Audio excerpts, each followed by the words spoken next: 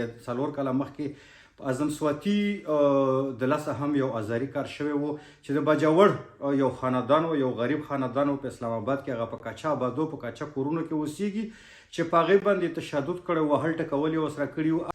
شروع کوم په نامه د خدای چې بخښونکی مهربانه دی. السلام علیکم.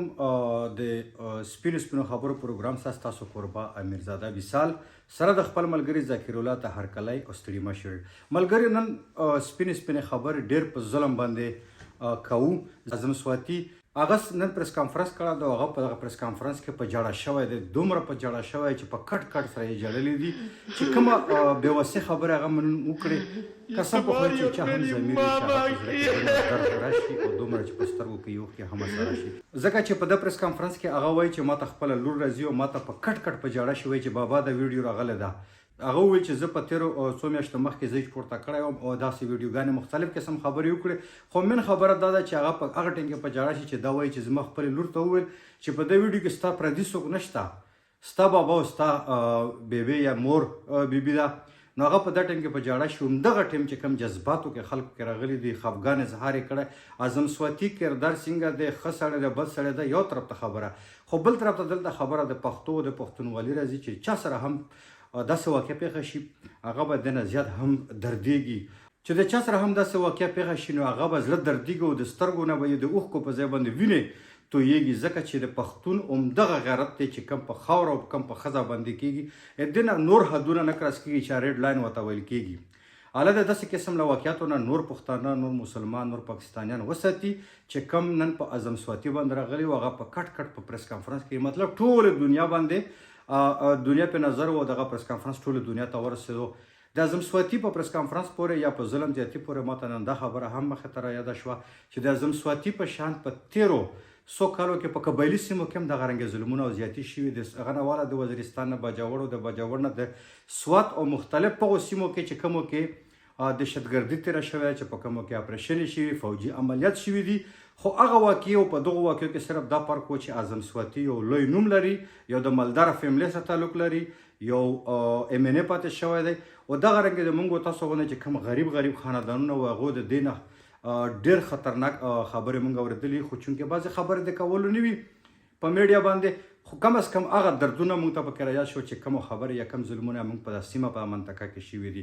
موږ د الله نه دعا ده چې په پاکستان په ښکلې پښتونخوا خاوره باندې امن راشي او تلپاتې امن راشي. ځکه چې دغه څه واقعیت چې کورونو ته خبره ورسېده، د خلکو پرسنل لایف ته خبره ورسېده، یو خاوند ښځه چې کومه هغه چې په یو بند کمره کې مطلب هغه کینی پاسي، د هغې ویډیوګانې هم نن سبا دغه موبایل د راغلی دغه فتنې دور چې ورته ویل کېږي همدغه دور دی.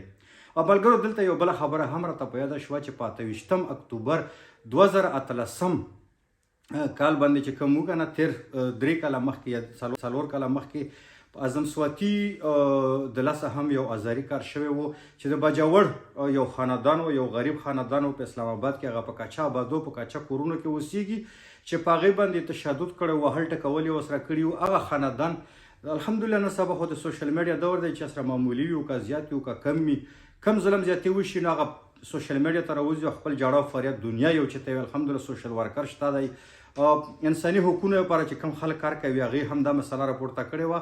هغه واقعیت داسې وه چې د یو دغه باجوړ سره تعلق لرونکي یو غریب خاندان چې کوم و، هغې څه ځناور غوا چیلي چې کوم دي د اعظم سواتي هلته پټو ته وړېدلي دي. هغه پریس کانفرنس ریکارډ اوس مو کاتو، هغه ویلي دي په دې کسانو باندې تشدد کړی، وهل ټکول یې ورسره کړي دي. نو هغه موقف دا و چې زمونږ فارم هاوس له دې غواګانې یا چیلې یو ځای چې کومه راغلی وې او زمونږ میوهدار بوټي یې خوړلي دي، خوړلي، تاوان یې کړی، نقصان یې کړی، کروڑپتی نه اربپتی یې. دا ډېره معمولي خبره بس ورته ویلي وې چې دا نر سنبال کوي. خو په هغې کې یو مشومې تصویر تاسو ته په سکرین باندې ښکاري، دغه سترګه او دغه ځای والا عمره وهلې چې بهر پې پرتې. که چېرې خدای مکه هغه زما لور وای یا تاسو کې چا لور وای یا خور وای، قسم په خدای چې په سر باندې مې د اعلان وای کړی او نه په سرپا کړی. ځکه چې چا ماشوم ودردېږي داسې په ظلم او زیاتي باندې نو هغې په مور او پلار باندې واسه تېرېږي.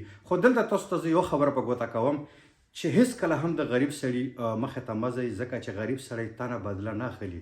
هغه چې صرف الله ته مخ کړي او صرف پاس سترګې واړوي اسمان ته، دغه ورځې او دغه فریاد او د دغه یېرې نه تاسو ویرېږئ او دغسې قسم له کارونه مه کوئ. ځکه چې هغه فریاد او جاړه 3 یا 4 کاله پس نن په اعظم سواتی صاحب باندې راستانه معلومیږي ځکه چې دا خبرې زه خپل ځان نه کوم دا خبرې ما په سوشل میډیا باندې په کمنټسونو کې هغه اخبارونو کټینګ و د کم چې جیو ټي وي او سلیم صافي جرګه پروګرام کې هغه خاندان را بللی وي هغه ټول منظر موږ ته نن په سترګو باندې مخې ته راغلو نو ما وویل چې د الله رب العزت چې کومه بدله وي هغه الټه څپېړه وي او د غریب د او د فریاد نه ځان ساتل پکار دي ملګرو دا نن سپینې خبرې امید لرو چې تاسو نورو پروګرامونو په شان دغه تازه ترین معلومات هم خوښ شوي وي د خپل ملګري ذکر الله سره نه امیرزاده وصال اجازت غواړي د الله په امان